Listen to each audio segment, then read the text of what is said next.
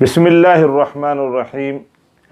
ویسے تو تمام ہی اخلاقی خرابی انسان کی شخصیت یعنی پرسنالٹی اور معاشرے سماج کو برباد کرنے کے لیے کافی ہیں، لیکن ایک بیماری ایسی ہے کہ جو انسان کی شخصیت کے لیے بھی اور پورے سماج کے لیے ناسور ہے، اور اس بیماری کا نام ہے بدگمانی۔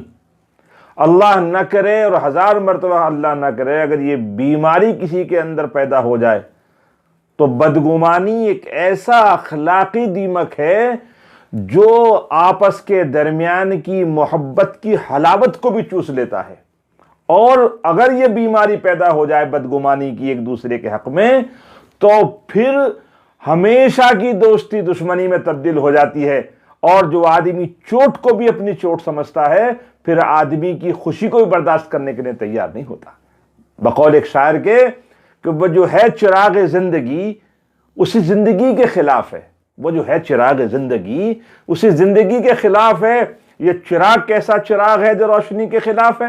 یہ جلا دیا وہ بجھا دیا، یہ تو کام ہے کسی اور کا، نہ ہوا کے کوئی خلاف ہے نہ ہوا کسی کے خلاف ہے۔ وہ جو بے وفا ہے تو وفا کرو، جو اثر نہ ہو تو دعا کرو، جس کو چاہو برا کہو، یہ دوستی کے خلاف ہے۔ اور آخری شعر ہے، وہ جو میرے غم میں شریک تھا جسے میرا غم بھی عزیز تھا، وہ جو میرے غم میں شریک تھا جسے میرا غم بھی عزیز تھا، میں خوش ہوا تو پتا چلا وہ میری خوشی کے خلاف ہے۔ پھر یہ ایسا نقصان ہوتا ہے۔ اب سوال یہ ہے کہ بدگمانی کسے کہتے ہیں؟ بدگمانی کہتے ہیں ایسی بات کا دل میں لانا، بدگمانی کہتے ہیں ایسی بات کا دل میں لانا نہ جس پر یقین ہو اور نہ جس کے متعلق شرعی دو گواہ موجود ہوں، اس کو شریعت میں بدگمانی کہتے ہیں۔ جب آدمی بدگمانی پر عمل کر لیتا ہے اور شریعت کے بتائے ہوئے اس حکم کے مطابق بات کی تحقیق نہیں کرتا تو پھر آدمی بدگمانی کرنے والا خود اپنی نظروں میں اتنا گر جاتا ہے کہ اسے اٹھنے کے لیے سر نہیں ملتا۔ پھر چنانچہ کتاب لکھا ہے قصہ کہ ایک عورت ہوائی جہاز سے سفر کر رہی تھی، اسے بھوک محسوس ہوئی، ایئرپورٹ پر بیٹھی ہوئی تھی، وہ بسکٹ لے کر کے کھانے لگی ایئرپورٹ پر۔ جب وہ کھا رہی تھی تو اس کا اچانک خیال آیا کہ میرے برابر میں مسافر بیٹھا ہوا وہ بھی اسی بسکٹ کو کھا رہا ہے۔ اب تو اس کی بدگمانی کی انتہا آسمان کو پہنچ گئی، اور اس نے اتنا برا اس کو اپنے دل میں کہا کہ ایسا فقیر آدمی ہے، مجھ سے پوچھا بھی نہیں میرا کھانا کھا رہا ہے، لگتا بالکل گویا انٹرنیشنل فقیر ہے۔ چنانچہ جب ایک بسکٹ رہ گیا تو اس وقت نے کہا دیکھتی ہوں اب یہ کتنا گرتا ہے۔ چنانچہ اس آدمی پڑوسی نے آدھا بسکٹ اٹھا کے کھا لیا اور آدھا اس میں چھوڑ دیا۔ وہ عورت غصے میں چلی گئی، اس کے جہاز کا وقت ہو گیا۔ جب وہ جہاز میں بیٹھی اور جہاز پرواز کر گیا، فضا میں اڑ رہا تھا، تو اس نے پڑھنے کے لیے جو اپنے ہاتھ کے بیگ میں سے ہینڈ بیگ میں سے چشمہ نکالا تو اس کو پسینہ آ گیا۔ کیوں؟ وجہ اس کی یہ تھی کہ اس نے جو بسکٹ کا پیکٹ نکالا تھا وہ تو کھول بھی نہیں پائی تھی، وہ تو خود اس دوسرے آدمی کا بسکٹ کھا رہی تھی۔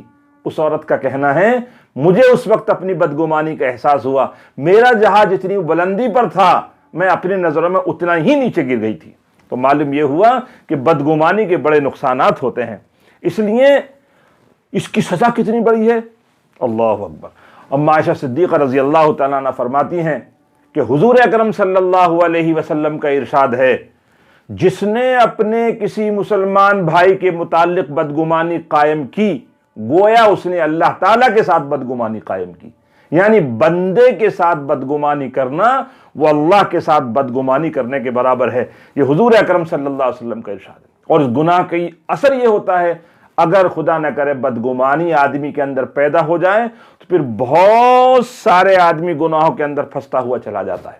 اس لیے حضرت علی رضی اللہ تعالیٰ عنہ کا ارشاد ہے، حضرت علی رضی اللہ تعالیٰ عنہ فرماتے ہیں کہ جس آدمی کے دل میں بدگمانی گھر کر جاتی ہے پھر اس کی نحوست یہ ہوتی ہے کہ دوبارہ تعلقات، صلح صفائی اور دوبارہ پہلے جیسے تعلقات پیدا ہونے کے امکانات ختم ہو جاتے ہیں۔ یعنی اب یہ گنجائش نہیں بچتی ہے کہ وہ آدمی دوبارہ تعلقات بحال کر لے۔ اور نقصان یہ ہوتا ہے کہ جس آدمی کو بدگمانی کا مرض ہو جائے اس کی نحوست یہ ہوتی ہے کہ بدگمان آدمی ہمیشہ حقیقت سے دور اور سچائی سے محروم کر دیا جاتا ہے۔ اس لیے حضرت حسن بصری رحمۃ اللہ علیہ کا ارشاد ہے کہ آدمی کے دل میں دو گمان آتے ہیں، ایک خیال اللہ کی طرف سے ہوتا ہے اور ایک خیال شیطان کی طرف سے ہوتا ہے۔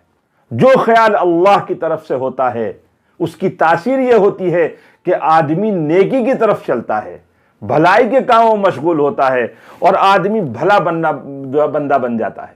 اور دوسرا گمان جو شیطان کی طرف سے ہوتا ہے، اس کا نقصان یہ ہوتا ہے کہ وہ نیکی سے دور، بھلائی سے دور ہو جاتا ہے، بلکہ اب شیطان اس کے لیے کینہ، بغض، تجسس، بلکہ یہ کہیے کہ ٹوہ کے راستے کھولتا چلا جاتا ہے اور آدمی ان گناہوں کے اندر ڈوبتا ہوا چلا جاتا ہے۔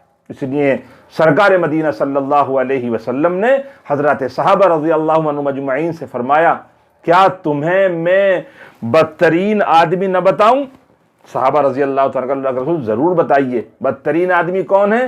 آپ نے فرمایا بدترین آدمی وہ ہے جو دو دوستوں کے درمیان دوری پیدا کر دے، تفرقہ ڈال دے اور ان کے درمیان بدگمانی پیدا کر دے۔ اب بدگمانی کا علاج کیا ہے؟ بدگمانی کے دو علاج ہیں، یعنی بدگمانی دو طریقے سے آتی ہے۔ پہلا طریقہ تو بدگمانی کا یہ ہے کہ یا تو وہ بدگمانی کسی بدگمانی پیدا کرنے والے نے پیدا کی ہوگی آپ کے ہاں۔ اگر کوئی بدگمانی پیدا کرنے والا آپ کے پاس بدگمانی پیدا کرتا ہے تو آپ کی ذمہ داری ہے کہ اس خبر کی صحیح تحقیق کرو، اس کے متعلق دو شرعی گواہ تلاش کر کے لاؤ، اس لیے کہ لیس الخبر کالمعائنہ، سنی سنائی بات حقیقت سے کوئی جوڑ نہیں رکھتی ہے۔ اگر آپ کے پاس نہ شرعی گواہ ہیں اور نہ کوئی یقینی بات ہے جس سے پتہ لگے کہ یہ بدگمانی جو پیدا کی جا رہی ہے صحیح ہے، تو ایسی بدگمانی سے اسلام بچنے کا حکم دیتا ہے، ایسی بدگمانی سے بچنا واجب ہے۔ دوسری شکل یہ ہے کہ بدگمانی خود بخود آپ کے دل میں پیدا ہو گئی کسی کی طرف سے۔ اب پیدا ہونے کی صورت میں دو باتیں ہیں، یا تو اس کے اوپر کوئی دلیل موجود ہوگی، کوئی پروف ہوگا آپ کے پاس، یا پروف نہیں ہوگا۔ اگر پروف نہیں ہے پھر تو ضرورت ہی نہیں ہے، اور پروف تو ہے لیکن اس بات کے دو مطلب نکل سکتے ہیں۔ یہ بات صحیح بھی ہو سکتی ہے، غلط بھی ہو سکتی ہے، مثبت پہلو بھی ہو سکتا ہے، منفی پہلو بھی ہو سکتا ہے۔ تو پھر اب آپ کی ذمہ داری ہے کہ آپ اس کا مثبت پہلو نکالیں، اس کا صحیح مطلب نکالیں۔ حضور اکرم صلی اللہ علیہ وسلم کا ارشاد ہے، پھر آدمی حسن ظن سے کام لے۔ جب دو مطلب نکل سکتے ہیں، اچھا بھی برا بھی، تو ہم کو اچھا مطلب نکالنے کا شریعت نے حکم دیا ہے، حسن ظن قائم کرنا چاہیے۔ حضور اکرم صلی اللہ علیہ وسلم کا ارشاد ہے، حسن ظن حسن عبادت میں سے ہے۔ اس لیے آدمی کو چاہیے کہ آپس کی دوستی سلامت رہے، آپس کا پیار سلامت رہے، معاشرے کی محبت سلامت رہے، سلاموں میں فرق پیدا نہ ہو، تعلقات میں فرق پیدا نہ ہو۔